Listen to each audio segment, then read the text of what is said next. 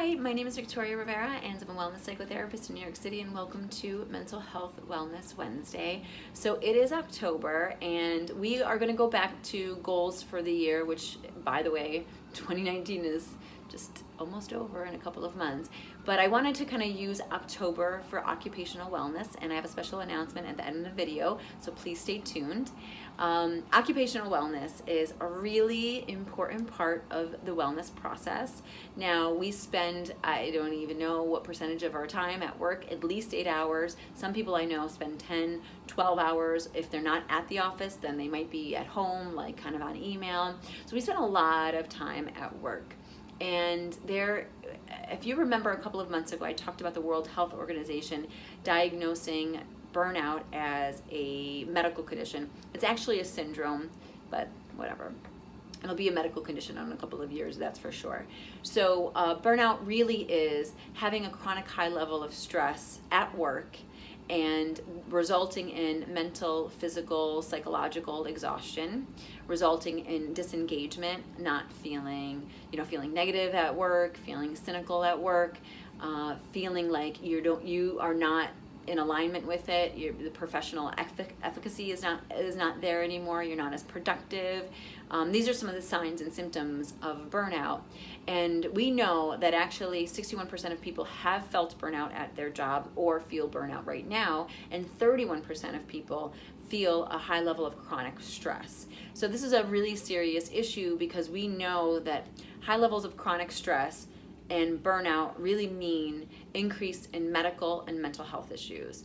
And also, October is Breast Cancer Awareness Month, and breast cancer has been increasingly an issue, particularly in our country, and 1 out of 8 women will be diagnosed with breast cancer, and actually 1 out of 3 people will be diagnosed with cancer just generally. And there was a huge meta-analysis study that was done that actually correlated and connected stress to 3 different kinds of cancers. So it was lung cancer, esophageal cancer, and I think colorectal cancer.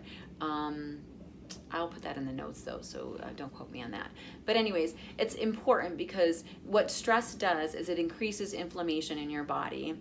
And when you have an increase in inflammation in your body, because right, the autonomic nervous system, our fight, flight, freeze system is activated, we feel like we're in danger, but we're really just very anxious and feeling nervous about and stressed about like the work that we're doing, and all of our like immune cells, kind of go rampant and haywire, trying to figure out how to save us from this ideal like tiger that's chasing us. Well, really, it's like work, as opposed to fighting off any like abnormal cells or like viruses or anything that's in our body that's causing like inflammation, that causes inflammation or causes some abnormality.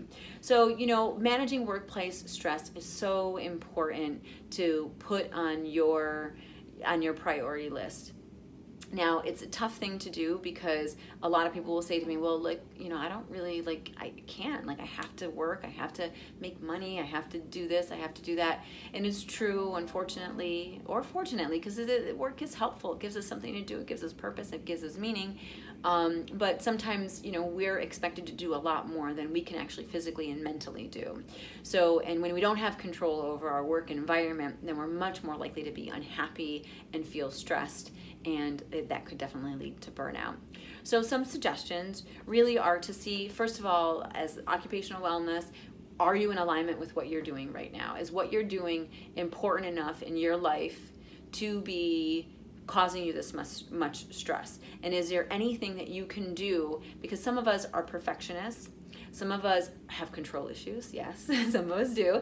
And sometimes we're doing a lot more than we actually need to be doing at work.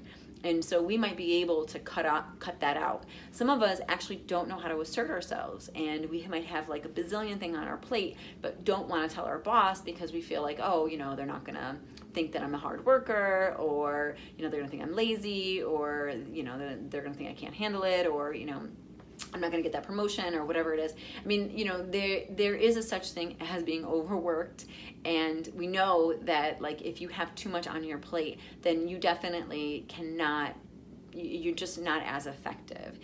So those are a couple of things that you can do. The other things that you could do are, like during the day, is taking breaks and understanding that, you know, taking a break is actually helps you to be more productive than not taking a break. That's an important factor.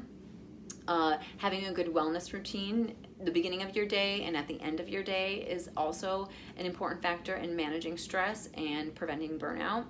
So, I mean, these are just some of the tips and things that I think could be helpful.